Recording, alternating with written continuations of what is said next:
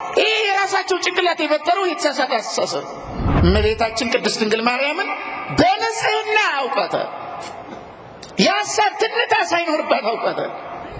ያገኘ ሁሉ እንደሚጥልዘን ማለት የተነገረ ሁሉ ትክክል እንደሚመስለን ምንጨነቀው ምንቅለሰበዘው ግራ ምንጋባው ብዙ ነገር ምናደርገው ከዛችኛይቱ ሔዋን የቀሰምነው ነው። ስትጃጃሉ አንዳንድ ጊዜ ሁላችሁን ላይ መለከት ይችላል። አንዳንዶቻችሁ አንድ ሰው ተጋብተው ስታገኙ 5-6 ዓመት ሳይወልዱ ስታገኙ አስተያየት ትሰጣላችሁ አይደል? አትወልዱ ያንቺ ነው ችግሩ ያንተ ነው ችግሩ። ይሄ ድንቁርና ነው። እውነቱን ልንገራችሁ መልአኩ መጣና ደስተኛይቱ ወይ ደስ ይበልሽ በድንግልና አምላክን ትወልጃለሽ ሲላት ወንድ ስለማላውቅ ወንድ ሳላውቅ ይህ እንዴት ይሆናል ያለችው። አምላክን ለመውለድ እንኳን ቢሆን የማግባት ፍላጎት የለኝም። የእምነት ምሰሶ አምድ አብርሃም አማኝ ነው፣ እንደመቤታችን ግን ያምናል። ዘካርያስ ጻድቅ ነው፣ እንደመቤታችን ግን ጽድቅ አለው። ዮሴፍ ጻድቅ ነው፣ እንደመቤታችን ያለ ጽድቅ አለው።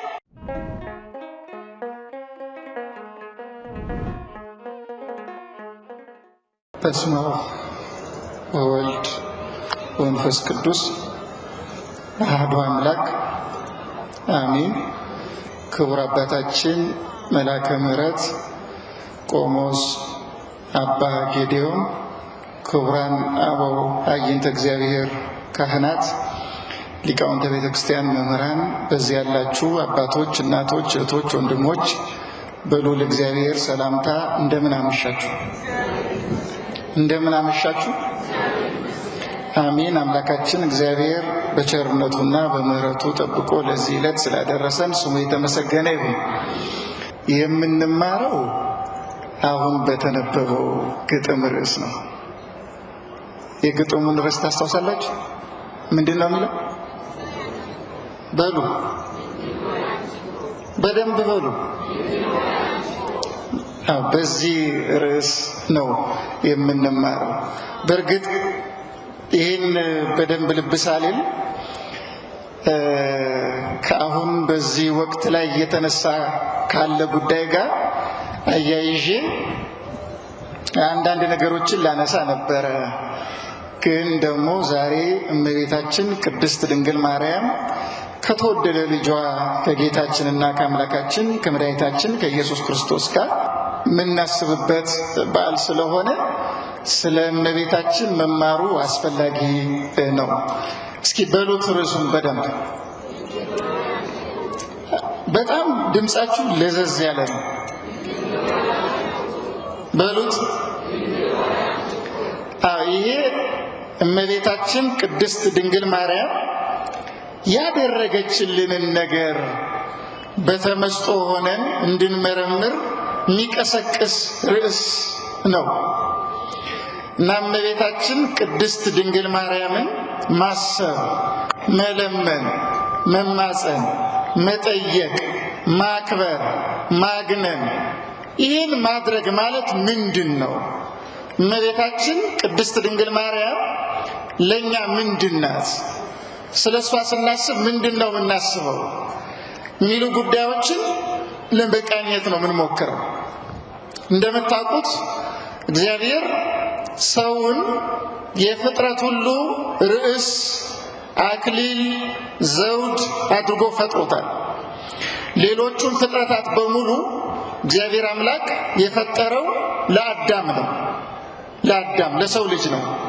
ሰው ደግሞ የፍጥረት ሁሉ ጌጥ ነው፣ አክሊል ነው፣ መክብብ ነው፣ መደምደሚያ ነው እና እግዚአብሔር ሰውን አክብሮ ሲፈጥረው፣ በአርአያው ሲፈጥረው፣ በመልኩ ሲፈጥረው፣ ቅድስናን ንጽህናን ሲሰጠው፣ ደግነትን፣ ቸርነትን፣ ፍቅርን በሰብዕና ውስጥ እግዚአብሔር አምላክ ሲተክል ሰው በኃጢአት ምክንያት እግዚአብሔር ላይ እንደሚያምፅ እግዚአብሔር ያውቃል።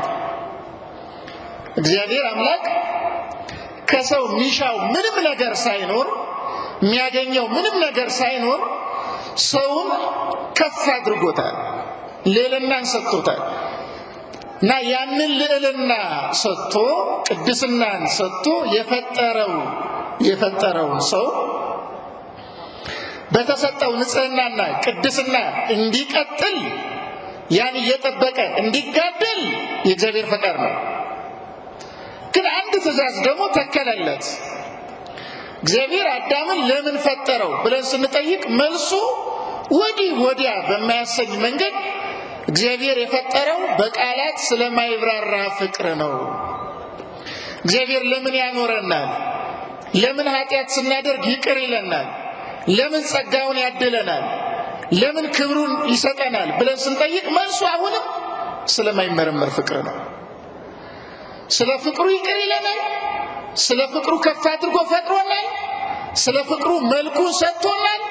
ስለ ፍቅሩ ቅድስና ንጽህናን በሰውነታችን ተክሏል። ከዚያ በኋላ ደግሞ ይህንን ዕፀ በለስ እንዳትበላ ብሎ አባታችን አዳምን አዞታል። ያዘዘው ለምንድን ነው ብለን ስንጠይቅ አሁንም እግዚአብሔር አዳም ዕፀ በለስን ቢበላ ባይበላ ለእግዚአብሔር የሚጠቅመው ወይም የሚጎዳው ነገር የለም። ባይበላ እግዚአብሔር አይጎዳም፣ ቢበላ እግዚአብሔር አይጠቀምም። አዳም ቢበላ ይጎዳል፣ ባይበላ ይጠቀማል። ይሄ ለአዳም ነው፣ ለእግዚአብሔር አይደለም። እግዚአብሔር ከአዳም የሚጠቀመው ምንም ነገር የለም። እንዲያመሰግነው ግን ይፈልጋል። እንዲያመሰግነው ማመስገኑ ለእግዚአብሔር የሚጠቅም ስለሆነ አይደለም፣ ለራሱ ለአዳም የሚጠቅመው ስለሆነ ነው። እና እግዚአብሔር ይህን ሁሉ ነገር አድርጎ አዳምን ከፈጠረው በኋላ ተራ ቀላል ነገር ነው አድርጌ ያለው። እኔ አምላክ የፍጥረት ሁሉ ገዢ አድርጌ ፈጠርኩ፣ የፍጥረት ሁሉ ዘውድ ያደረኩ፣ አክሊል ያደረኩ ካንተ ምሻው ነገር ኑሮ አይደለም። ፍቅር ነው እንዲያደረገኝ፣ የማይመረመር ፍቅር ነው እንዲያደረገኝ። አንተ ደግሞ እንዲሁ ለወደድኩ ባራዬ ለፈጠርኩ ልዕልናን ለሰጠው ቅድስናን ትሕትናን ለተከልኩብህ የፍጥረታት ሁሉ አክሊል ላደረኩ ለእኔ ለአምላክ ተገዛ፣ ትእዛዜን ጠብቅ ብሎ አንድ ሕግ ሰጠው። ይህን ዕፀ በለስ እንዳትበላ አለው። እየሰማችሁ ነው? እግዚአብሔር አምላክ አዳም ዕፀ በለስን አትብላ ብሎ እግዚአብሔር ሲያዘው አዳምን አዳም ዕፀ በለስን እንደሚበላ ያውቃል አያውቅም? እየሰማችሁ ነው? አዳም ዕፀ በለስ በልቷል አይደል? ከመብላቱ በፊት አትብላ ብሎ ሲያዘው እንደሚበላ ያውቃል አያውቅም? ያውቃል አይደል? እስኪ አስቡት። ያውም ዕፀ በለስን የሚበላው አምላክነትን ሽቶ ነው። አምላክ እሆናለሁ ብሎ ዲያብሎስ ያልተገባ ነገር ነግሮት ያልተገባውን ነገር ትክክል እንደሆነ አድርጎ አስቦ ይህን እኮ ብበላ አምላክ እሆናለሁ ብሎ አመጽ ነው። እንደዚህ ያለ አመጽ፣ እንደዚህ ያለ ክህደት፣ እንደዚህ ያለ ሐሰት በእግዚአብሔር ላይ እንደሚያደርግ እግዚአብሔር አዳምን ሳይፈጥረው በፊት ያውቃል። አዳምን ሳይፈጥረው በፊት ያውቃል። ታዲያ አዳም እንደሚስት እያወቀ ዕፀ በለስ እንደሚበላ እያወቀ እንደሚወድቅ እያወቀ ከጽድቅ ይልቅ ለሐሰት እንደሚገዛ እያወቀ ከትሕትና ይልቅ ለትዕቢት እንደሚገዛ እያወቀ ከፍቅር ይልቅ ለጥላቻ እንደሚገዛ እያወቀ ከእርሱ ቃል ይልቅ ለሰይጣን ቃል እንደሚገዛ እያወቀ ለምን ይፈጥረዋል? ይህን ጥያቄ ስንጠይቅ የእኛ ቤተክርስቲያን ሊቃውንት ወደ ኋላ ይወስዱንና በተመስጦ መርከብ ላይ አሳፍረው የዚህን ዓለም ማዕበል እንድንሻገር ያደርጉናል። ረጋ እንድንል፣ እንድንመሰጥ፣ እንድናስተውል እግዚአብሔር በእመቤታችን በኩል ያደረገልን ነገር ምን ያህል የማይመረመር የማያልቅ የማይተነተን በእውቀት የማይደረስ በስነ ንግግር ባለሙያዎች ተብራርቶ ተተንትኖ የማያልቅ በጣም ጥልቅ እንደሆነ እንድንረዳ ያደርጉናል። እግዚአብሔር አዳም እንደሚወድቅ፣ እንደሚሳሳት፣ እንደሚያምጽ እያወቀ ለምን ፈጠረው ለሚለው ጥያቄ መጽሐፈ ቀለሜንጦስ ላይ አባቶቻችን ምን ብለው ይመልሳሉ? እመቤታችን ቅድስት ድንግል ማርያም በአዳም ሰውነት ውስጥ በንጽህና ስለተገኘች ነው ይላሉ። እየሰማችሁ ነው አይደል? የእሷ ንጽህና ለቀደመው አዳም ጥንተ ፍጥረት ምክንያት ሆኖታል። ይሄ ቀላል አይደለም።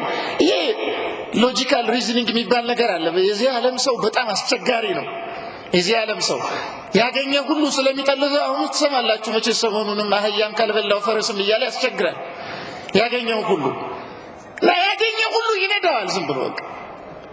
ለምን አንድ ነገር እንደሚያደርግ አያውቅም። ብዙዎቻችን ያ ችግር ስላለብን አጥርቶ የሚረዳ ህሊናችን በተለያየ ነገር ይቆሽሻል። በተለያየ ነገር ህሊናችን እየቆሸሸ ሲሄድ ንጹህ ሐሳብ ከአይምሮአችን መውጣት ያቆማል።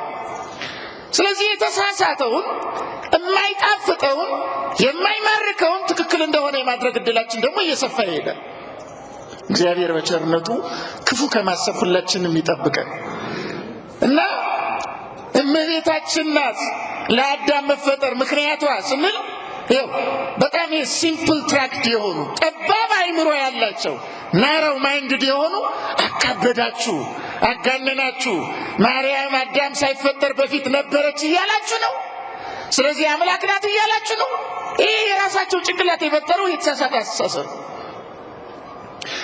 እኛ ቅድስት ድንግል ማርያም በአካል አዳም ከመፈጠሩ በፊት ተገልጣ ነበረች አላልም አንልም። እሷ የተወለደችው ከሐና ከኢያቄም እንደሆነች እናውቃለን፣ እናከብራለን። ልደቷን ይነግሩን ኖሯል መቼ እንደተወለደች። እኛ የምንለው አንድ ነገር ነው። ጥያቄ ልጠይቃችሁ፣ እግዚአብሔር እውቀቱ ወሰን አለበት የለበትም? ፈዘዝ አላችሁ፣ ትጠራጠራላችሁ እንዴ? ወሰን አለበት የለበትም? እሺ አሁን እናንተ ዛሬ አሁን በዚህ ሰዓት እዚህ ያላችሁ ነገ ምን እንደምትሆኑ ታውቃላችሁ? እግዚአብሔር አንድን ነገር ለማወቅ ነገሩ በሚፈጸምበት ጊዜ ነው እያወቀ የሚሄደው፣ እንደኛ ማለት ነው። እኛ አሁን ነገ ምን እንደሚሆን ነገ ሲሆን ነው የምናውቀው። እግዚአብሔር አንድን ነገር የሚያውቀው በጊዜ ቅደም ተከተል ነው። እግዚአብሔር እንደዛ ከሆነ ፈጣሪ ሊሆን አይችልም።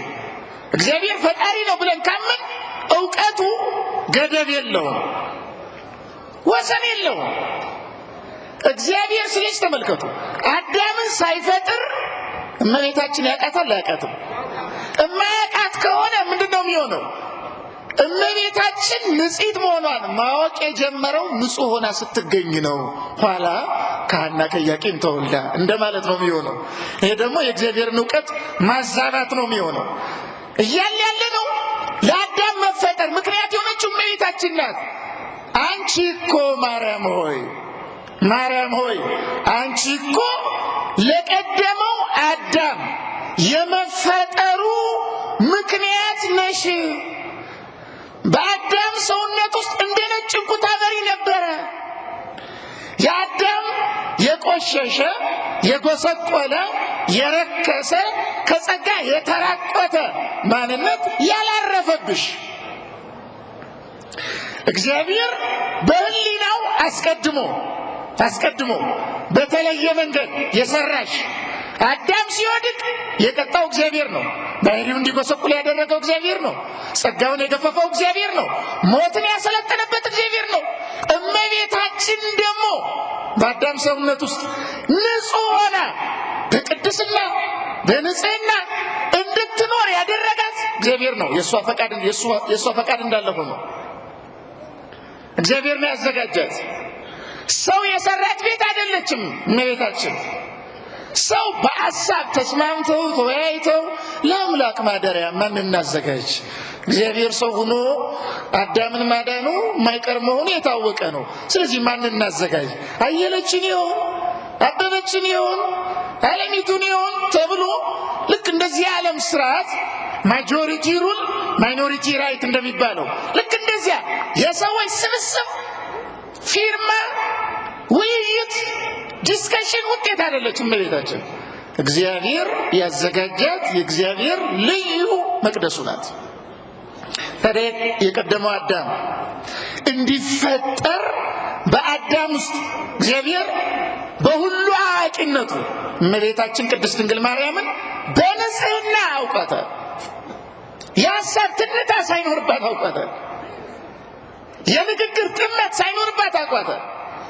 የተግባር ጠማማነት ጨለማ ሳይገጥማት ታውቋል። ምንም እንዲህ አይነት ነገር ሳይኖር ንጹህ ቀጥ ያለች እንደሆነ ሐሳቧ ርቱ፣ ንግግሯ ቀና፣ ተግባሯ የተስተካከለ ሆኖ እግዚአብሔር አውቋታል። ስለዚህ ስለ እመቤታችን በጥንተ ፍጥረት እንኳን አዳምን ፈጥሮታል።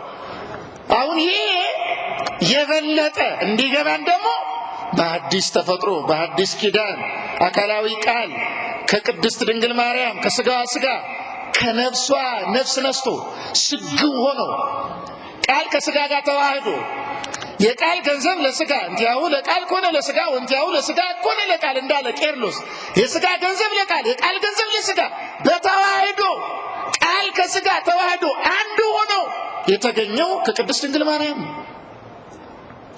በአዲስ ተፈጥሮ ቅዱስ ጳውሎስ ሁለተኛ ቆሮንቶስ ምዕራፍ 5 ላይ እንደተናገረ አሮጌው አልፏል ሁሉ በክርስቶስ አዲስ ነው እንዳለ በአዲስ ተፈጥሮ የተፈጠርነው በቅድስት ድንግል ማርያም ልጅ በኢየሱስ ክርስቶስ ነው። እስኪ ርዕሱን በሉታው በሉ በደንብ በሉ። ይኸው ለጥንተ ፍጥረቱ በንጽህናሽ ምክንያት ይሆንሽ ድንግል ሆይ አንቺ እኮ ወደ ኋላ ስንመጣ አዳም ወደቀ፣ ባህሪው ጎሰቆለ፣ ጸጋው ተገፈፈ፣ ልጅነቱን አጣ፣ ተረገመ፣ ተዋረደ፣ በአዳምን ተቀጠቀጠ፣ ጨለማ ውስጥ ገባ፣ ሲኦል ርስቱ ሆነች።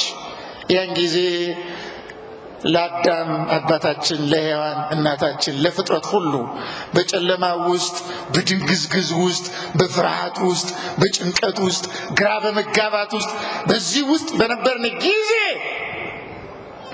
ሰይጣን ያለበሰንን ጨለማ እንዲገፈፍ በብርሃን እንድንጥለቀለቅ አተን የነበርነው ሰላም እንድናገኘው አተን የነበርነው ፍቅር እንደገና እንድናገኘው ደስታውን እንድናገኘው ወደ ቀደመ እርካታ ወደ ቀደመ ልጅነት ወደ ቀደመ ክብር ወደ ቀደመ ልዕልና እንድንመለስ ማን ምክንያት የሆነ ይመስላችኋል ክርስቲያኖች? ከእናታችን ከቅድስት ድንግል ማርያም በቀር ማን ምክንያት የሆነ ይመስላችኋል? እንዴ መልአኩ ከእግዚአብሔር ዘንድ ተልኮ የመጣው ወደ እመቤታችን ነው። የወደቀው አዳም ለወደቀው አዳም ውል የተፈጸመው ቅድስት ድንግል ማርያም ጋር እኮ ነው። ታውቃላችሁ?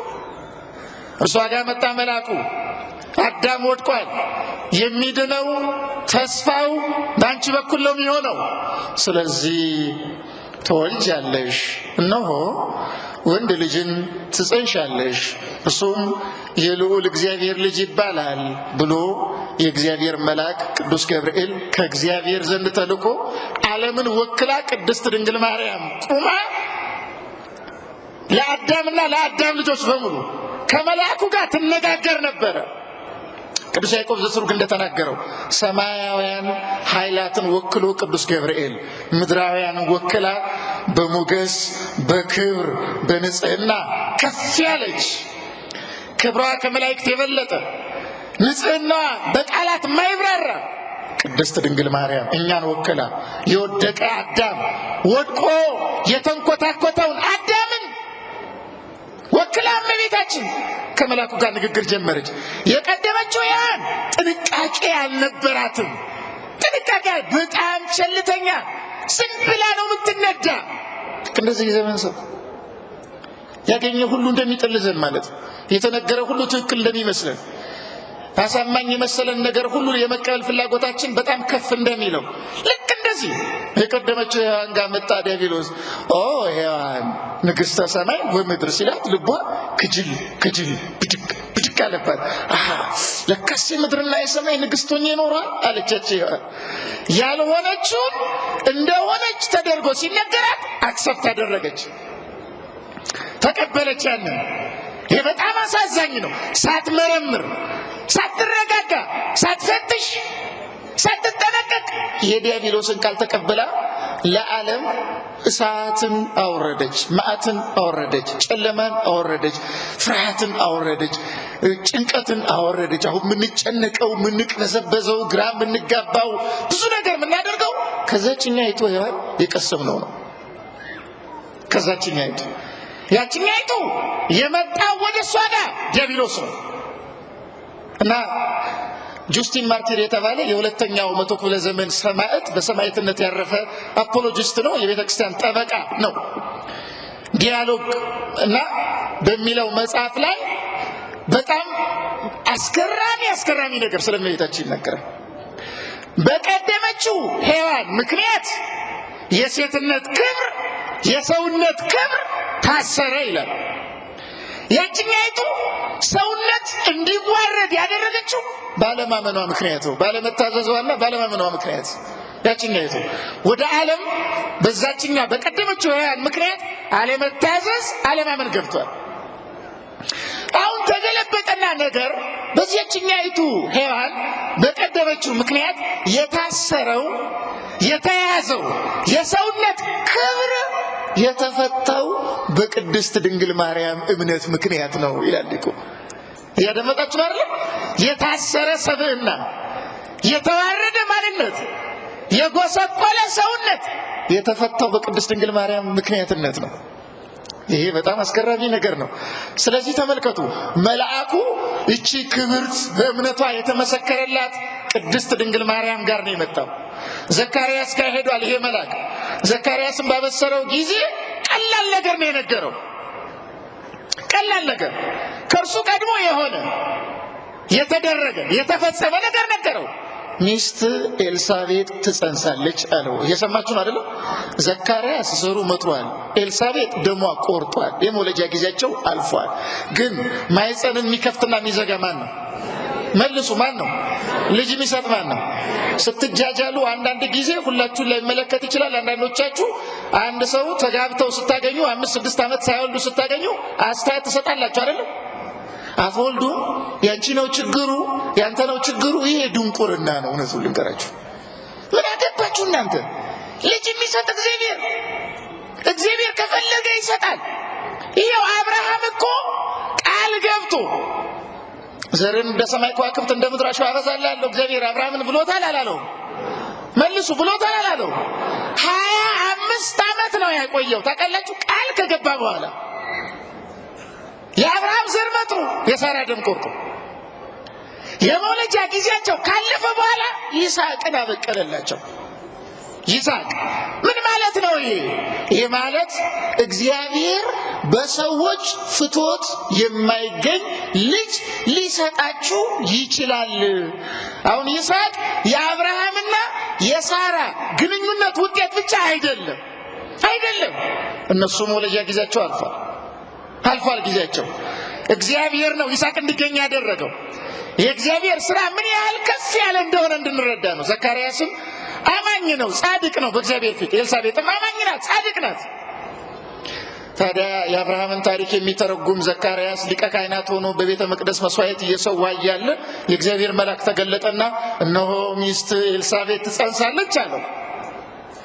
ይሄ እንዴት ይሆናል አለ። እያደመጣችሁ ነው አይደል? በራሱ ሲመጣ አሁን እኛ በህይወታችን ችግር ሲገጥመን እንወዛገባለን። በህይወታችን ፈተና ሲገጥመን እንጠራጠራለን። እግዚአብሔር ላይ ያለን እምነት የምንፈልገውን እስኪያደርግልን ድረስ ብቻ ነው። ከምንፈልገው ፈቀቅ ያለ ሲመስል እንጠራጠራለን፣ እናማዋለን፣ እንሰድበዋለን። እግዚአብሔርን የለህም እንዴ? እውነተኛ ነህ እንዴ? ፍትሃዊ ነህ እንዴ? እንዴ ዝም ትላለህ እንለዋለን። እግዚአብሔር እናጉረመርማለን፣ ብዙ አስተያየት እናቀርባለን። ዘካርያስ ሊቀ ካህናት ነው፣ ቤተ መቅደስ ነው ያለ፣ ሚስት አለችው። መልአክ ተገልጦ ትወልዳለች ሲለው ሃው እንዴት ይሆናል ይሄ አለው። መልአኩ ምን አደረገው ነው የሚል? ቆለፈው፣ ዲዳ አደረገው። አሁን ያ ራሱ መልአክ እናቲቱ ቅድስት ድንግል ማርያም ብላቴናይቱ ጋር መጣ እና እሷ ጋር ሲመጣ ልክ እንደ ዘካርያስ ባለ መንገድ አይደለም። እሷ የአምላክ እናት መሆኗን እግዚአብሔር ነግሮት ስለሆነ የምስራች ቃል ይዞ የመጣው ለእመቤታችን ደስተኛይቱ ወይ እስኪ በሉት፣ ምኒቱ ወይ? አዳም በኃጢአት ምክንያት ምን ገጥሞት ነበረ? ሐዘን ገጥሞት ነበር። አሁን ይሁ እመቤታችን ለሰው ደስታ መመለስ ምክንያት እንደሆነች ተመልከቱ። መልአኩ መጣና ደስተኛይቱ ወይ ደስ ይበልሽ። ምን ይበልሽ አላት? ደስ ይበልሽ አላት። ከዚያ በኋላ ይነግራት ጀመረ። ተፈሲ ፍስቶ ምልዕተ ጸጋ እግዚአብሔር ምስሌኪ፣ እግዚአብሔር ካንቺ ጋር ነውና፣ እግዚአብሔር ካንቺ ጋር ነው። ከሰው ልጅ በኃጢአት ምክንያት ቢለይም ካንቺ ግን አልተለየም። ካንቺ ጋር አለ እግዚአብሔር። ስለዚህ አለ ከሶስቱ አካል አንዱ አካል ወደ አንቺ ይመጣል። አብም መንፈስ ቅዱስም ባንቺ ያድራሉ። ግን ደግሞ የአብ የባህሪ ልጅ የእግዚአብሔር ልጅ የሆነ እርሱ ወልድ በተለየ ሁኔታ ከስጋሽ ስጋ ከነፍስሽ ነፍስ ሊነሳ ወደ አንቺ ይመጣል፣ ባንቺ ያድራል አላት። እንዲህ ሲላት እመቤታችን ቅድስት ድንግል ማርያም መልአኩ ሊመልስ ያልቻለውን ጥያቄ ጠየቀችው። በጣም ከባድ ጥያቄ። ያቺኛይቱ ሔዋን ዝም ብላ ዕፀ በለስን ብትበይ አምላክ ትሆኛለች ሲላት፣ እንዴ ተራ ዕፀ በለስ በመብላት አምላክ መሆን የሚቻል ከሆነ እስኪ መጀመሪያ አንተ ብላና ሁና አሳየኝ። አይቻልም እኮ። መሆን ቢቻል ቢሆን ኖሮ ሰይጣን በጎ ለኛ ሊናገር ይችላል። እስኪ ጸደቅ ሊል ይችላል ሰይጣን። በምን መንገድ ነው ሊል የሚችለው? ሳትመረምር የማይሆነውን ተቀበለች ያቺኛይቱ። ይቺኛይቱ ግን ትጸንሻለሽ ትወልጃለሽ ሲላት ጥያቄ ጠየቀችው። እፎኑ ዝንቱ ይከውነኒ እንዘ ኢያምር ብእሲ፣ ወንድ ሳላውቅ ወይም ወንድ ስለማላውቅ ይህ እንዴት ይሆናል? እስኪ በሉ ይህ እንዴት ይሆናል ጠይቁ። እንዴት ትላላችሁ እናንተ? ይህ እንዴት ይሆናል አለችው። መልአክ ተገልጦ ይገርማቸዋል። አሁን ከዚህ መካከል እንደው ከሴቶች መካከል እኔ በቃ መነኩሳለሁ በድንግልና ነው ምኖር ብለሽ አቅደሽ እያለ እያበራ መልአክ ተገልጦ አየለች ሆይ እንደው ደስ ይበልሽ፣ እንደምን አለሽ፣ ትጸንሻለሽ፣ ትወልጃለሽ ቢል ምን የሚሰማት ይመስላችኋል? አየለችና አበበች ያው አንዲት ሴት አስገብታችሁ ጠይቁ ራሳችሁ። ምን የሚሰማት ይመስላችኋል? መልአኩ ሆይ መነኩሳለሁ ብዬ ነበር፣ ለካ እድል ፈንታዬ ጽዋ ተርታዬ ማግባት ሆኖ ኖሯል። እኔ እንዲህ እንደሆን መቼ አውቄ። ይሄማ ከሆነ በዚያው ንገረኝ፣ ማንን ይሆን ማገባው? አበበን ይሆን አየለን ማለቱ አይቀር ይሆን? ይዘህ ከመጣ ዘንዳ በዚያው ጨርሰ ንገረኝ ማለቱ አይቀርም። የትኛይቱም ሴት ብትሆን መልአኩም እመቤታችንን ያላት አምላክን ትወልጃለሽ ነው ያላት። ያደመጣችሁ አይደል? በድንግልና አምላክን ትወልጃለሽ ሲላት ወንድ ስለማላውቅ ወንድ ሳላውቅ ይህ እንዴት ይሆናል ያለችው። አምላክን ለመውለድ እንኳን ቢሆን የማግባት ፍላጎት የለኝም።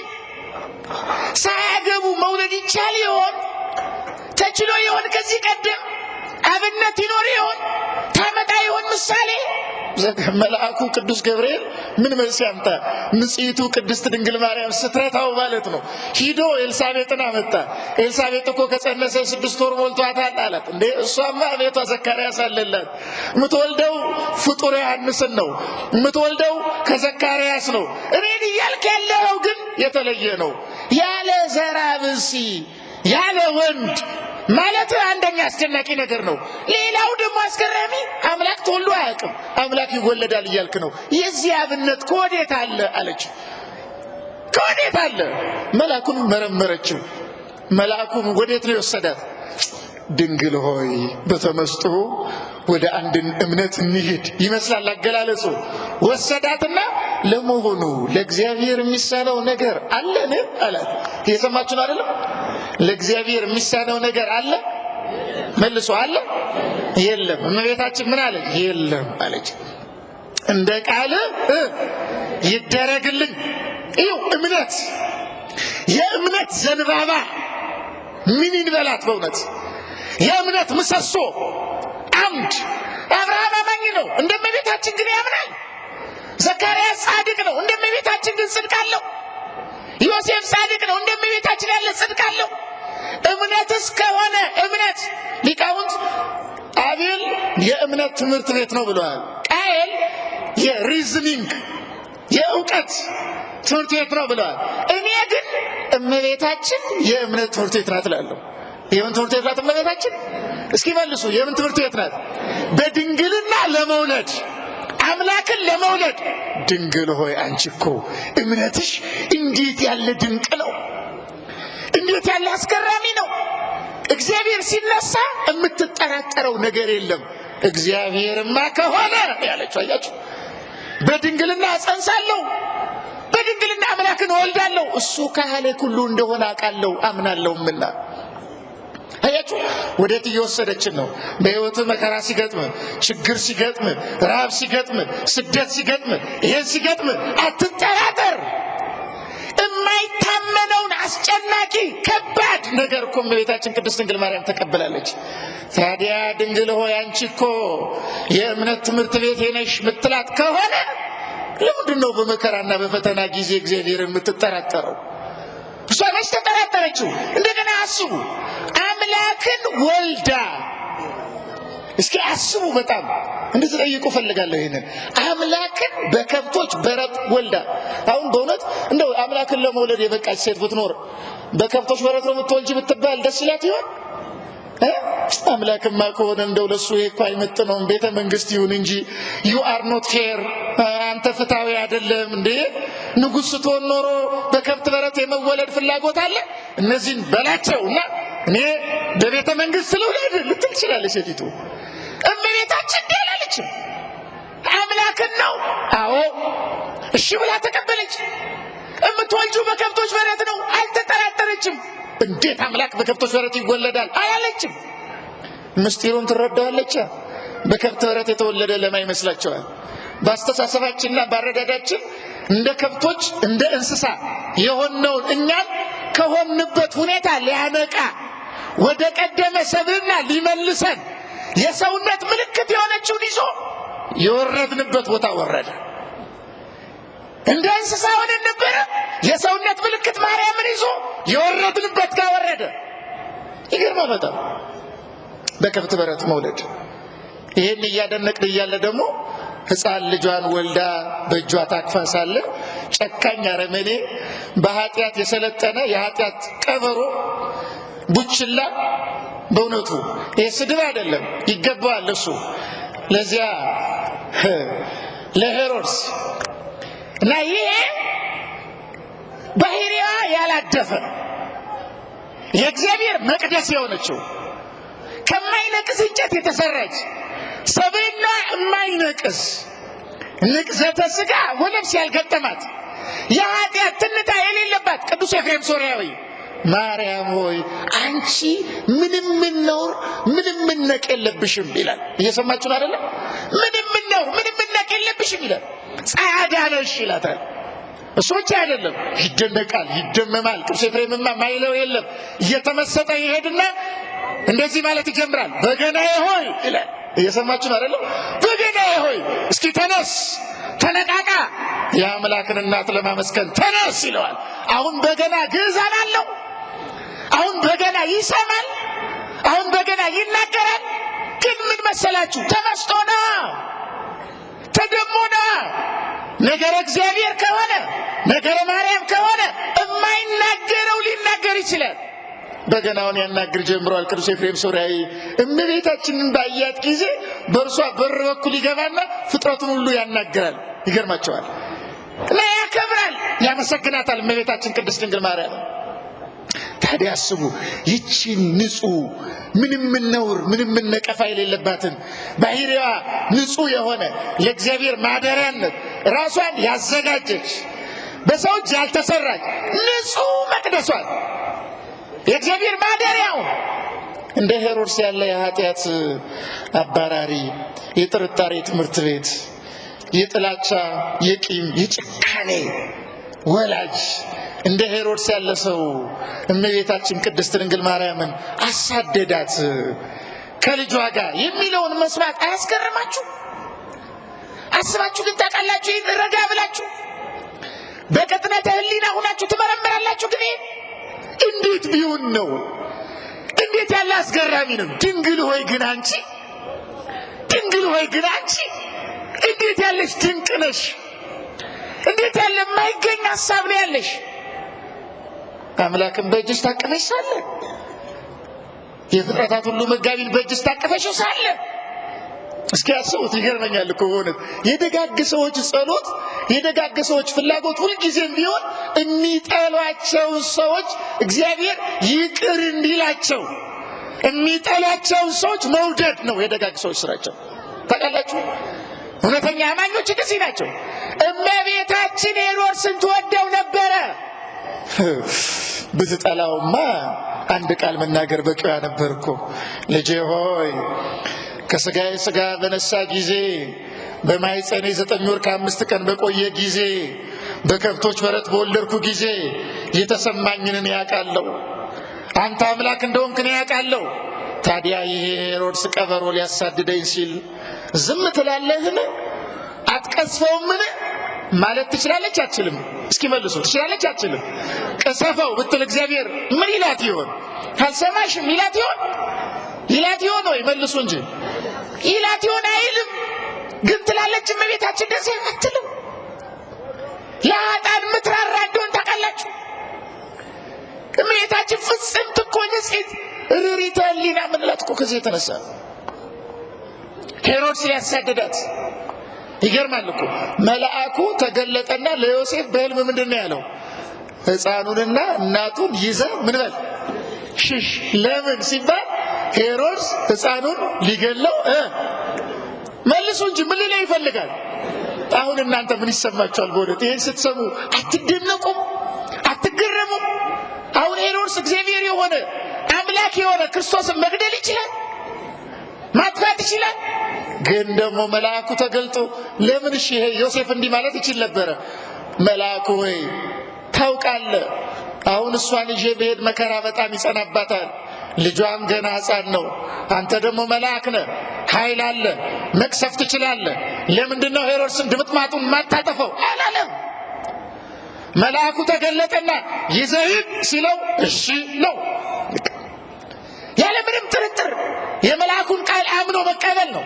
እመቤታችንም አምላክን ወልጄ ከብሬ ልልና ኖሮኝ የፈጣሪ እናት ተብዬ እንዴት እሰደዳለሁ? እንዴት መከራ ይደርስብኛል? እንዴት እራባለሁ? አላለችም። ለምን? እግዚአብሔር መከራ ባመጣብን ጊዜም ቢሆን ሊታመን የሚገባው አምላክ ነው። እግዚአብሔር ሕማም በመጣብንም ጊዜ ቢሆን ሊታመን የሚገባው አምላክ ነው። እግዚአብሔር በቸገረን ጊዜም ቢሆን ሊታመን የሚገባው አምላክ ነው። እግዚአብሔር እኛ የምንፈልገውን ባደረገልን ጊዜ ብቻ ልናምነው የሚገባ አምላክ አይደለም። እመቤታችን በመከራ ውስጥም ታምነው ነበረ። በፈተና በሐዘን ውስጥም ትቀበለው ታምነው ነበረ። ፈቃድ ከሆነ ፈቃድ ይሁን አላለችም። ፈቃድ ይሁን ያለችው የእርሱ ፈቃድ መሰደድ ከሆነ እሺ፣ የእርሱ ፈቃድ የኔ መከራ መቀበል ከሆነ እሺ እቀበላለሁ። በጣም ይገርማል እኮ ድንግል እኮ ለኛ የዚህ ሁሉ ነገር አብነታችን እኮ ናት። እስኪ አስቡ፣ ምን የኃጢአት ትንታ የሌለባት እሷ ስደት የገጠማት ከሆነ ልጇም ስትሰደድ ዝም ያለ ከሆነ እኔና እናንተ የኃጢአት አውራዎች በእውነት መከራ ቢገጥመን፣ ችግር ቢገጥመን፣ ረሃብ ቢገጥመን፣ ስደት ቢገጥመን፣ ሕማም ቢገጥመን ምን ድንቅ ምን ብርቅ ነው። ሕይወታችሁን ግን በእመቤታችን መስታወት ታያላችሁ፣ በእርሷ አንጻር ታያላችሁ። እንደ ሄሮድስ ያለ ጨካኝ ሲያሳድዳት ዝም ብላ መሰደዷ አስገራሚ ነው። ይሄ በጣም አስደናቂ ነገር ነው። ስለዚህ ተመልከቱ፣ የእመቤታችን የቅድስት ድንግል ማርያምን ነገር ባሰብን ጊዜ በጣም መደነቅ፣ መገረም፣ መመሰጥ። ለዚህ ነው ቅዱስ ያዕቆብ ዘሱሩግ የተባለ ሊቅ የእመቤታችን ነገር ከመናገር ፀሐይን እስከነ ሙቀቷ በምልአት መናገር ይሻላል ይላል። በምልአት መናገር ምን አንደበት ይናገረዋል? ምንስ ጆሮ የእመቤታችን ነገር ሰምቶ ይጨርሳል? ምን ልቡና ያስበዋል፣ ይመረምረዋል? እስኪ በየትኛው ልቡና? ቅዱስ ኤፍሬም ሶርያዊ ይደነቃል። ሂምን ኦፍ ዘ ቸርች የተባለ በቃ የቤተ ክርስቲያን ዝማሬ የሚል አስገራሚ መጽሐፍ አለው። ድንግል ሆይ ከየት መደብ ላድርግሽ ይላል። እየበረርኩ ደናግላን መካከል ፈለግኩሽ፣ ብቸኛ ድንግል ሆነሽ አገኘሁሽ። ምክንያቱም ሌሎቹ ደናግላን ድንግል ቢሆኑ ሩካ ይሄ ልጅ ሳይኖራቸው በቃ ድንግልናቸው እንደተጠበቀላቸው ኑረው ነው። እመቤታችን ግን ድንግልና እንደታተመ የአምላክ እናት ሆና ያገኛት። እየሰማችሁ አይደል? ከደናግላን መካከል ድንግል ሆና መገኘት። ከደናግላን መካከል የተገኘችው ደግሞ መጀመሪያ ነው፣ ቀድማ ነው። ከደናግል መካከል እንደ እመቤታችን ያለ ድንግልና ያለው የለም። ሌሎች የሥጋ ድንግልና ሊኖራቸው ይችላል። እመቤታችን ግን በሁሉ ወገን ህትምት ናት። በሁሉ ወገን የተጻፈባት የእግዚአብሔር ቃል ብቻ ነው፣ ሌላ ምንም አልተጻፈባት። ኢሳይያስ 29:11 ላይ የታተመች መጽሐፍ ይላታል። የታተመች መጽሐፍ ይሄን ያዕቆብ ዘስሩግም በእኛ አባ ጊዮርጊስ ዘጋስጫ የታተመች መጽሐፍ የተባለች እመቤታችን ናት ብለዋል። የታተመች መባሏ በድንግልና ብቻ አይደለም፣ በሐሳቧ ህትምት ናት፣ በእምነቷ ህትምት ናት፣ በንጽህና ህትም ምንም ነገር ያልገባባት ሐሳቧ የእግዚአብሔር ሐሳብ የተጻፈባት በቃ ሌላ ነገር የሌለባት። ቅዱስ ቄርሎስ እንደው ምን ይላል? እመቤታችን ቅድስት ድንግል ማርያም የምትናገረው ትክክል የሆነ ነገር እንኳን ቢሆን ትክክል የሆነውን ነገር እንኳን አብዝታ መናገር አትፈልግም። ሺሶ ካልሚነስ በጣም ረጋ ያለች ናት ይላል። የሚጠቅም ነገር እንኳን አብዝታ አትናገርም። አንድ ጊዜ በትህትና በእርጋታ አፏን ከፈታ አድርጋ አንድ መልእክት ታስተላልፋለች። ከዚያ በኋላ ዝም ነው የምትለው። ውጭ ወጣ ዝም ብላ ወዲህ ወዲህ አትልም። ቤት ናት። ብዙውን ጊዜ አንድ ነገር እንኳን በአካሏ መጨመር አትፈልግም። አካሏን በሙሉ ለእግዚአብሔር ሰጣለችና መልኳ ያማረ፣ ንግግሯ ያማረ፣ ሐሳቧ ያማረ፣ ሕይወቷ ያማረ። ይገርማችኋል። አንድ ዲዮናስዮስ ዛሬዎስፋጎስ የተባለ የግሪክ ፈላስፋ ነበረ። የሐዋርያት ሥራ ምዕራፍ 17 ላይ ነው ወደ ክርስትና የገባው። የግሪክ ፈላስፎች በጣም በተለየ መንገድ ቅንነት ስለነበራቸው ምንም እንኳን ጣዖት ቢያመልኩ ከሚሰሯቸው ጣዖታት መካከል አንዱ ለዘኢይተአምር አምላክ የሚል ነው። ማናውቀው አምላክ ሊኖር ይችላል ብለው የፀሐይ፣ የጨረቃ፣ የከዋክብት፣ የምናምን አማልክት የሚሏቸውን ጣዖታት ይሰሩና እኛ ማናውቀው ቢኖርስ ብለው ለዘኢይተአምር አምላክ ብለው አንድ ጣዖት ሰርተዋል። ክርስቶስ ወደ አቴንስ ሲገባ ይሄን አገኘና የማይታወቅ አምላክ ያላችሁት ማን እንደሆነ ልንገራችሁ አላቸውና በጣም ነገራቸው ክርስቶስ ያ እንደሆነ። ባስተማረ ጊዜ ቅዱስ ጳውሎስ ያስተማረውን ቃል እያንዳንዷን በጥንቃቄ ሰምቶ ወደ ክርስትና የገባ ያመነ የተጠመቀ ፈላስፋ ነው ዲዮናስዮስ። ይሄ ዲዮናስዮስ ስለ እመቤታችን ስለ ቅድስት ድንግል ማርያም ትንሣኤ ጽፏል እና ክርስትናን ከተቀበለ በኋላ ግን እመቤታችን በአካለ ሥጋ በነበረችበት ጊዜ እርሱ በሕይወት ነበረና እያደመጣችሁ ነው ክርስቲያኖች? እየሰማችሁ ነው ወይ? በደም እና በሕይወት ነበረ ይሄ ዲዮናስዮስ። ታዲያ እመቤታችን ሊያይ ከግሪክ ተነስቶ ኢየሩሳሌም ሄደ። በአካል በዓይን ሊያያት ማለት ነው። ይገርማል እኮ እመቤታችን በአካል በዓይን የምታገኟት ብታያት ይመስላችኋል? እንደው አሁን እዚህ ብትገለጥ እንዴት ነው የምታዩት ይመስላችኋል? ከሚገፉ መካከል ላትሆኑ ትችሉ ይሆን? እንሆን ታውቃላችሁ? ያ ብትመጣ እንቀበላታለን እመቤታችን ይመስላችኋል? እንደዛ ብናደርግ? አዎ። እና ዲዮናስዮስ ሄደ አየ። ሲያያት ደምግባቷ የእግዚአብሔር ብርሃን በእርሷ ያደረው እንዲቋቋም አላደረገው። ታዲያ ዲዮናስዮስ መልኳን፣ ውበቷን፣ ግርማዋን አየና መቋቋም አቅቶኝ ወደኩኝ ይላል። እያደመጣችሁ ነው? ወደኩ። ድንግባቷ እጅግ በጣም ያማረ ነበር። አይሁድ ሲያዩት በጥላቻ ነው የሚያዩት። እንደ ተራ ሰው ነው የሚያዩት። እንደ ኃጢአተኛ፣ እቺ ዝርክርክ፣ እቺ ኃጢአተኛ፣ ልጇ አናውቀው አይደለ እያሉ ነው የሚያዩት። ኃጢአት ልቡናን ሲያሳውር ክርስቶስ በአካል ቢገለጥ እንኳን አቅርተን አናየው። ኃጢአት በጣም አደገኛ በሽታ ነው። እመቤታችን በአይሁድ መካከል ሆና ይወጓት ነበረ። ታውቃላችሁ?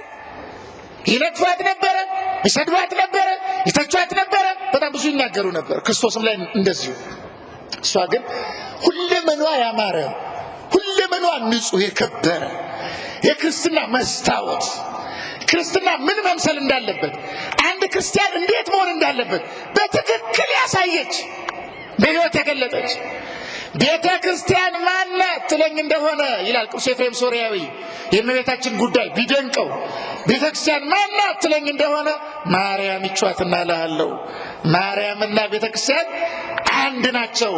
ቤተ ክርስቲያን ባልኩ ጊዜ ማርያም ማለቴ ነው ይላል። ለምን? የቤተ ክርስቲያን ራስ ክርስቶስ ነው፣ የማርያምም ራስ ክርስቶስ ነው። እዚህ ያዕቆብ በፍኖተ ሎዛ ያያትን መሰላል ታስታውሳላችሁ?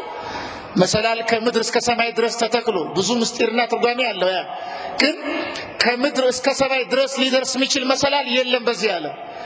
ግን አንድ መሰላል ያዕቆብ አይቷል። መቼ ያየ? ድንጋይ ሲንተራሳ፣ ድንጋይ ተንተርሶ ሲተኛ። አይገርማችሁም? ሰው ድንጋይ ተንተርሶ አስገራሚ ምስጢር ያያል። አሁን እኛ ያዕቆብን ሌሊት ያድርግላችሁ እንባባላለን አይደል? አንባባልም? እንባባላለን። በአማራ አልጋ እየተኛን ያዕቆብን ህልም አናየም አይደል? የምናየው ሌላ ነው። ወሬ ነው የምናየው። ወይ ገንዘብ ስናገኝ ነው፣ ወይ ስናገባ ነው። ማግባት ጥሩ ነው እርሱ እንኳን። አንዳንድ ጊዜ አንዱ አየለችን ሲያገባ እዚያ ጋር አለሚቱን ሲያገባ፣ አለሚቱ አበበን ስታገባ እሱ ፈታ አየለ ስታገባ ነው የምታይ ብዙ ምናየው ብዙዎቻችን። ያዕቆብ ግን ድንጋይ ተንተርሶ መሰላል ነው ያየው። በዚያ መሰላል መላእክት ይወጣሉ ይወርዳሉ ነው የተባለው። ይሄ አስገራሚ ነገር ነው። እግዚአብሔር ደግሞ ከመሰላሉ ላይ ነበረ። ታዲያ ዮሐንስ ዘደማስቆ የተባለ ሊቅ ይህን ተርጉሟል። ምን ይላል? መሰላል የተባለች እመቤታችን ናት ይላል። መሰላሏ እሷ ናት ይላል። የሴት ሁሉ ራስ በመጽሐፍ ቅዱስ አስተምሮ መሰረት እስኪ ማን ነው ንገሩ? ለዘባሉ ማን ነው? ኦሮ ጉድ! የሴት ሁሉ ራስ ማን ነው? እሺ በትዳር የሚስት ራስ ማን ነው? አሁን ነው የሚገባችሁ ይመስለኛል። ማን ነው? ባል ነው አይደል? አዎ ሴቲቱ የባል ምንድናት? አካል አይደል? እሱ ደግሞ የሷ ምንድነው? ነው አይደለም? ነው እንገልብጠው። ይሄ ዘመን በጣም ኢኳሊቲ በሚል ሌላ ችግር ውስጥ እየገባ ስለሆነ ነው እንደዛ ይደረግ። ፌሚኒዝም ምናምን የሚባለው አሁን እሱ ርዕሰ ጉዳያችን አይደለም እንጂ እንደው ፌሚኒስቶች እግዚአብሔር ልቡናቸውን ያብራላቸው እንጂ ሴት አንሳለች ይላሉ። አሁን 20 90 100 ወንድ ቢሰባሰብ ማርያምን የሚያክል ክብር አለው? የእመቤታችን የቅድስት ድንግል ማርያም የሚያክል ክብር አለው? ሴት እኮ ታውቃላችሁ በብሉይ ኪዳን ቁጥር እንኳን አልነበራችሁም። ታውቃላችሁ ሴቶች አሁን እዚህ 1000 ሰው ቢኖር 500 ወንድ 500 ሴት ቢሆን ስንት ሰው አለ ሲባል 500 ነው የሚባል። 500 ሴት ከቁጥር ውጭ ነበር። በኃጢአት መቆጠር የጀመሩት ሴቶች ከማርያም በኋላ ነው። የመቆጠራቸው በሰብዕና የመቆጠራቸው ምክንያቱም እመቤታችን ነው። ታዲያ ያቺ ያዕቆብ መሰላል የሴት ሁሉ ራስ ወንድ ነው ይላል ዮሐንስ ዘደማስቆ። የሴት ሁሉ ራስ ወንድ ነው። የማርያም ራስ ግን ወንድ አይደለም። የማርያም ራስ የመሰላሏ ራስ ከመሰላሏ ላይ ማን ነበረ ያልኳችሁ ቅድም? እግዚአብሔር ነበረ እንደተባለ መሰላሏ እመቤታችን ቅድስት ድንግል ማርያም ናት። ራሷ ደግሞ እግዚአብሔር ነው። ይሄ ማለት የእመቤታችን ሐሳብ የእግዚአብሔር ሐሳብ ነው። የእሷ ሐሳብ ቀና ነው። የሰው ድህነት ነው። ለዛ ነው መልአኩ መጥቶ እግዚአብሔር ካንቺ ይወለዳል ሲላት ይኩነኒ በከመ ትቤለኒ፣ እንደ ቃልህ ይደረግልኝ። አምላክ ከኔ ተወልዶ ዓለምን የሚያድን ከሆነ እንደ ቃልህ ይደረግ ነው ያለችው። ይሄ የእመቤታችን የቅድስት ድንግል ማርያምን ፍጹም የሆነ ለእግዚአብሔር ቃል ያላትን ታማኝነት ነው ያመለክተው። ስለዚህ ክርስቲያኖች በሕይወታችሁ የተስተካከለ ደስታን ለማግኘት ጣዕም እንዲኖረው፣ ትዳራችሁ ጣዕም እንዲኖረው፣ ስራችሁ ጣዕም እንዲኖረው፣ ህይወታችሁ ጣዕም እንዲኖረው፣ ውሏችሁ ጣዕም እንዲኖረው፣ እቅዳችሁ ጣዕም እንዲኖረው፣ ሐሳባችሁ ጣዕም እንዲኖረው፣ ንግግራችሁ ጣዕም እንዲኖረው እስኪ ያስገቧት እመቤታችን። ዛሬ መጣች አይደለ? አረፈች አይደል? ምንድነው የሰማችሁ ነው? አረፈች ነው ምንድነው? ግን እመቤታችን ዛሬም በእኛ ህይወት ተሰዳን ያለችው ሆነች። እንደው ዝም ብለን በዓሉን እናከብራለን እንጂ በዓሉ እኮ ሜሞሪ ማስታወሻ ማሰቢያ እኮ ነው። የእውነት በዓሉ የሚከበረው እመቤታችን ወደኛ ስትመጣ ነው። እምትመጣው ደግሞ በንግግር ነይ ስላላት ብቻ አይደለም። ነይ ስላላት አይደለም። እንደዛ አይደለም። እመቤታችን የምትመጣው ህይወታችን የሚጠራ ሲሆን ነው።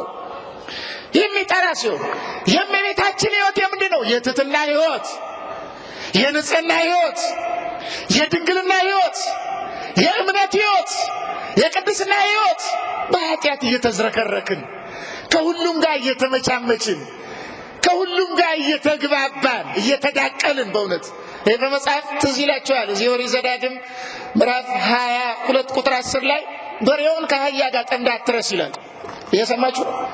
እስኪ በሉት፣ በሬውን በሉ ከአህያ ጋር ጠምደህ አትረስ። አሁን በእኛ እየታረሰ ነው ያለ። ማርያም እንድትመጣ እንፈልጋለን። በሬውና አህያው ግን ተጠምዶ እየታረሰ ነው ያለ በእኛ። በሬ ምንድነው? ሌላ አይደለም፣ የሚበላ ሐሳብ ነው፣ ንጹህ ሐሳብ ነው። አህያ ሐሳብ የማይበላ ነው። ቀሌሜንጦስ የተባለ ሊቅ እንደተናገረ አህያ ክፉ ሐሳብን የሚወክል ነው፣ በሬ ደግሞ ንጹህ ሐሳብን የሚወክል ነው። እነዚህ ሁለቱን በአንተ ሰውነት በአንድነት እንዲታሰሩ አታድርግ። ጨለማ ከብርሃን ጋር አንድነት የለውም። እምነት ከማያምን ጋር፣ የሚያምን ከማያምን ጋር አንድነት ህብረት የለውም። አጋንንት ከእግዚአብሔር ጋር አንድነት የላቸውም እንዳለ ኃጢአትን ከክፋት ከበጎነት ጋር አትጥመደው፣ አታመቻምቸው፣ አትቀይጠው። እመቤታችን እንድትመለስና በአንተ ህይወት፣ ትዳር፣ ስራ እንድታርፍ የምትፈልግ ከሆነ ቁስቋም እኔ ነኝ ማለት የምትፈልግ ከሆነ ከተዳቀለ ህይወት ውጣ። በዚህ በምዕራቡ ዓለም ምዕራባውያን ዓለምን ከፈለግን ወደ 3 አቅጣጫ ነው መውሰድ ያለብን ብለው ከ3 ውስጥ አንዱ ከቻል ፕሮቴስታንት ማድረግ ካልሆነ ኤቲስት ማድረግ። ያለመጣቸው አይደለም። ኤቲስት ማድረግ ማለት እግዚአብሔር የለም ብሎ የሚያምኑ ሰዎች፣ እግዚአብሔር አያስፈልግም አይጠቅምም የሚሉ ሰዎች ማድረግ። የማይሆን ከሆነማ ሲንክሪቲሳይዝድ የሆነ የተቀየጠ ወጥ ያልሆነ የተደበላለቀ ፍልፍሉ የሚባል ቀልደኛ ብዙ ጊዜ ይመጣልኛል። እኔ ቀልዱን ብዙ አላይም፣ ግን ምን አላሉ ሲወራ እንደሰማሁት የሰማችሁ ነው አይደል? ደግሞ አሁን ሌላ ችግር እንዳፈጥሩ ሰውየው ምን አላሉ ቂንጬ ይሻላል ገንፎ ብለው ጠየቁት እና እሱ ምን አለ ቂንጬ ከበላው በኋላ ገንፎ ይሻለኛል አለ። ምርጫ ነው የቀረበልን። አሁን የኛ የብዙዎቻችን ህይወት እንደዛ። እመቤታችን ትወዳታላችሁ? አዎ እንላለን። እሷ እንዳትመጣ እኮ የሚከለክለው ሌላ ፍላጎት አለ አንተ ጋር። እሱን ተወው ሲባል እሱማ ይሁን ቂንጬውን ከበላው በኋላ ገንፎ ይሻለኛል። መቀየጥ እንፈልጋለን። ታውቃላችሁ፣ መደባለቅ እንፈልጋለን። ይህ በጣም አደገኛ አስተሳሰብ ነው። በነገራችን ላይ ከሁሉም አይቅርብኝ፣ ከዚያም ላይ አድርግ፣ ከዚህም ላይ አድርግ፣ ይሄንንም ሊየው ማለት ይሄ ክርስትና ህይወት ነው። እንደዚህ ያለ ህይወት አለ። እመቤታችን ግን ይሄን አታመለክተንም።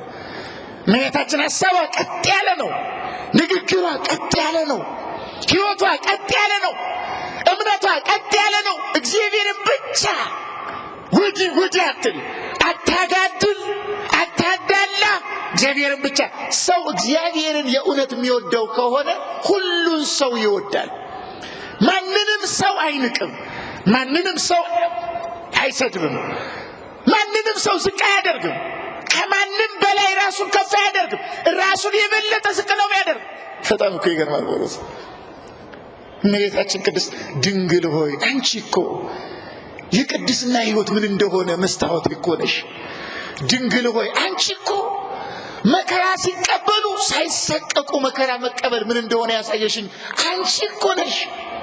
ድንግል ሆይ አንቺ እኮ ጾም ምን እንደሆነ አባ ጊዮርጊስ ዘጋስጫ ይህንንም ስለሚያነሳ ምን እንደሆነ እውነተኛ ጾም ኃጢአትን በመተው ንጽህናን ብቻ በማድረግ እውነተኛ ጾም ህይወትን ለእግዚአብሔር መስጠት፣ ከኃጢአት መለየት፣ ከክፋት መለየት፣ ከዘረኝነት መለየት፣ ከጥላቻ መለየት፣ ከፍቅረ ነዋይ መለየት። አስቡት፣ የአምላክ እናት ሆና ምን ነበራት? እስቲ ምድራዊ ሀብት ትዝ ይላችኋል? እመቤታችን የነበራትን ነገር እስኪ ያማረ ቤት ነበራት። እየሰማችሁ ነው ክርስቲያኖች? ነበራት። ለዘባላችሁ እንዴት ነው? ቤት አይኖራችሁ ሊለን ነው እንዴ እያላችሁ ነው አይደለም? አይዟችሁ ይኖራችሁ፣ እንዲኖራችሁ ነው የምንፈልግኛ። ግን በእውነቱ አሁን እግዚአብሔር ተገልጦ ማርያምን ወደ ቤታችሁ ላምጣ ወይስ ቤት ልስጣችሁ ቢል የቱም ምትሉ ይመስላችኋል? እንደው ጌታ ሆይ ማርያምም እንደምትጠቅመን ታውቃለህ፣ ቤቱም ደግሞ ኑሮ ውድ ነው አንል ይሆን? እንዲቀር አንፈልግም አይደለም? አዎ ብዙዎቻችን እንዲህ ነው የምናስብ። እመቤታችን አይገርማችሁ አንድ ቀን እንኳን ይሄን አድርግልኝ ብላ ጸልያ አታውቅም። ይሄን አድርግልኝ፣ አብላኝ፣ አጠጣኝ፣ ይሄን ስጠኝ የለም። እሷ ጋር በቃ ሐሳቧ የእግዚአብሔር ሐሳብ ነው። እርፍ እኮ ማለት አያችሁ፣ ሰው ልቡናውን ፈቃዱን ለእግዚአብሔር ከሰጠ ምንም የዚህ ዓለም ነገር አያንኮሻኩሸው፣ አያናውጸው። ብዙዎቻችን የምንጨነቀው ግራ የምንጋባው ተስፋ የምንቆርጠው ማንን ማየት እንዳለብን ስላልገባን ነው። እስኪ እንያት፣ የክርስትና ምልክታችን እንያት፣ የድህነት በራችን እንያት እስኪ እመቤታችን ቅድስት ድንግል ማርያም ምክንያተ ድህን የሆነችው እግዚአብሔር ቃል እኛን ለማዳን ከእኛ ጋር አንድ ለመሆን የእኛን ስጋ ለመዋሃድ አማኑኤል ተብሎ በመካከላችን እንዲገኝ እመቤታችን ምክንያት ሆነ። ድንግል ሆይ አንቺ እኮ በጨለማ ለነበር ነው ለኛ ብርሃን ክርስቶስ እንድናይ ያደረግሽን መስታወት እኮ ነሽ። ድንግል ሆይ አንቺ እኮ በድንግዝግዝ ለነበር ነው ለኛ ጥርት ያለ ብርት ያለ ንጥር ያለ አረዳድ እምነት እንዲኖረን ያደረግሽ እኮ ነሽ። ቅዱስ ኤፍሬም ሶርያዊ እንዳለ ማርያምና ሔዋን ለዓለም እንደ ሁለት አይኖች ነበሩ። የቀደመችው ሔዋን ለዓለም የግራ አይን ነበረች። በእርሷ ምክንያት ዕፀ በለስን አየን፣ በላን፣ በጨለማ ተጠለቅልቀን ወደቅን። ከዚህም የተነሳ ከጨለማ የተነሳ ብርሃን ስለማይኖር ከጨለማ የተነሳ ከዚያ የምናየው ነገር ሲኖር ዛፉ ምኑን ስናየው አውሬ እየመሰለን እየደነገጥን እየወደቅን እየሰገድን እየተብረከረክን እንደምንኖረው በጨለማ ታውቃላችሁ። ሲጨልም ያስፈራል አያስፈራም? አምሳለ ሲሆን የሚባል ነገር አይታችሁ ታውቃላችሁ? አምሳለ ሲሆን የሚባል ነገር ታውቃላችሁ? ገዳማት ሄዳችሁ አምሳለ ሲሆን የሚባል ነገር ቀምሳችሁ አታውቁም? አይታችሁ አታውቁም? ጭልም ያለ ቦታ ጥቅጥቅ ያለ ጭልም ያለ ቦታ ነጭ በነጭ ሰዎች ልብስ ለብሰው ይገቡና ከገቡ በኋላ ጭልም ይላሉ። ብዙ ጊዜ ገጥሞኛል። ሲገቡ ሰዎቹ ነጭ ለብሱና ከገቡ በኋላ ከፊት ለፊታቸው ነጭ የለበሰውን እከተላለሁ ሲሉ ጨለማ ይሆንበት ውስጥ ልቅሻ ይጀምራሉ። ወየው ወየው ወየው ወየው ይላሉ። ልክ ከዚያ ሲወጡ ከእንግዲህ በኋላ ዝሙት ለምኔ እንትን ለምኔ ይሉና ከዚያ ገዳም ሲመለሱ ጭፈራ ይቀጥላሉ። ይገርማል። አሁን እዚህ የመሬት መንቀጥቀጥ ቢመጣ ሌሊት እየጸለይን እናድራለን። እባክህ እያልን የመሬት መንቀጥቀጥ ለአንድ ሳምንት ደግሞ ጠፋ ካለ እንቀጥላለን ዘና ፈካ እያልን ማለት ነው አይደል? ይሄ መሰረታዊ ችግር፣ በጣም መሰረታዊ ከውስጣችን የእውነት የመለወጥ ፍላጎት ብዙዎቻችን ያለን ሁሉ አይመስልም። ስለዚህ ክርስቲያኖች እስኪ አሁን ወጣ ብለን እመቤታችን ቅድስት ድንግል ማርያምን እንዲያት ከየተያዝንበት የጥርጣሬ የመጨነቅ ተስፋ የመቁረጥ የመወጠር ከዚህ አስተሳሰብ ሲወጣ እንበልና በንጽህና በእምነቷ በቅድስና በትህትና በአፍቃሪነቷ እስኪ እናያት ምን ያህል ንጽሕት እንደሆነች ምን ያህል ክብርት እንደሆነ እስኪ እሷን እናስብ። እሷን የምናስብ ከሆነ ሌላው እየራቀ ነው የሚሄድ። እግዚአብሔርን የማየት እድላችን እየሰፋ ነው የሚሄደው። በእርሷ እንኳን በእርሷ በቅዱስ ጳውሎስ እኔ ክርስቶስ እንደመሰልኩ እናንተ እኔን ምሰሉ ብሏል። እሷ እናቱ ናት። ከጳውሎስ በጣም ብዙ ጊዜ እጥፍ እግዚአብሔርን ትመስለዋለች። ስለዚህ ክርስቲያኖች እሷ የምናያት ከሆነ ይሄ የተያዝንበት ሕይወት የኃጢአቱም የክፋቱም የጥላቻውም ያለማወቁ የመጠራጠሩ ይሄ ሁሉ ይወገዳል። እግዚአብሔር በቸርነቱ ይህን ሁሉ ያስወግድልን። ስለዚህ እመቤታችን ወደ ሕይወታችን እንድትመጣ እስኪ ርሱም በሉት ወይ ረሳችሁት? በሉ ብር ይሰጣችኋል ቢባል በጣም ልትሉ ትችሉ። በሉ ወደም በሉት ድንግል ሆይ በሉ እሷ ለኛ ምናችን ናት? እስኪ ተናገሩ። እናታችን ናት አይደለችም? የመታደሳችን ምክንያት ናት አይደለችም? ብርሃንን የማየታችን ምክንያት ናት አይደለችም? ሰላምን የማግኘት ምክንያት ናት አይደለችም? ደስታን የማግኘት ምክንያት ናት አይደለችም? ስለዚህ ድንግል ሆይ አንቺ እኮ እያል እያከበርናት እንሂድ፣ እያመሰገናት እንሂድ። ያን ጊዜ ሕይወታችን የተባረከ ይሆናል። እግዚአብሔር አምላካችን በቸርነቱና በምሕረቱ እንደ ኃጢአታችን እንደ በደላችን ሳይመለከት ስለ እናቱ ስለ ቅድስት ድንግል ማርያም ብሎ ሰውነታችንን የእርሷ ሐሳብ ማረፊያ እንዲያደርግልን ቅዱስ ፈቃዱ ይሆንልን። ወስብሐት ለእግዚአብሔር።